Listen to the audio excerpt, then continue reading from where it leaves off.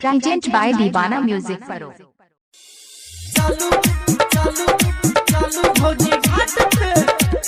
अखन अपने सब सुन रहे छी कंचन रिकॉर्डिंग के भक्तिमय प्रस्तुति। उठा के दौड़ा माथ पे चलू भौजी घाट पे।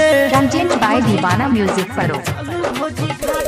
उठा के दौड़ा माथ पे चलू भौजी घाट पे। हो केल बिहान कने दियो न ध्यान, भो केल बिहान कने दियो न ध्यान। चलो से जवान के बात पे उठा के दौड़ा माथ पे चलू भौजी घाट पे। चलू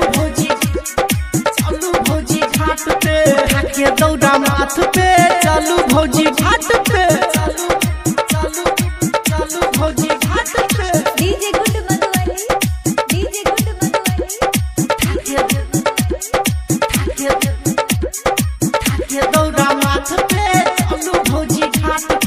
अभी आप सुन रहे हैं दीवाना म्यूजिक फरो की शानदार प्रस्तुति। केने छी भौजी किया अबेर बिहतल जाई छै अरघ के बेर। बिहतल जाई छै अरघ के बेर। यही केने छी भौजी किया अबेर बिहतल जाई छै अरघ के बेर। जल्दी से चलू नहीं रहू केकरो बाट पे। उठा के दौड़ा माथ पे चलू भौजी घाट पे। चलू भौजी घाट पे उठा के दौड़ा माथ पे चलू भौजी घाट पे। चलू भौजी घाट पे। DJ good Madhubani, DJ good Madhubani.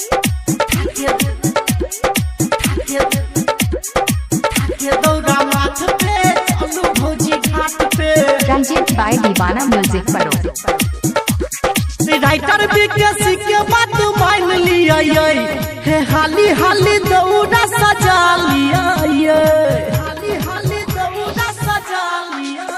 हे ये एम के राजा के बात मान लिया हे हाली हाली दौड़ा सजा लिया।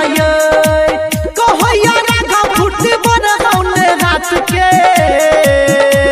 उठा के दौड़ा माथ पे चलू भौजी घाट पे। उठा के दौड़ा माथ पे चलू भौजी घाट पे। चलू भौजी घाट पे। Present by Deewana music furrow.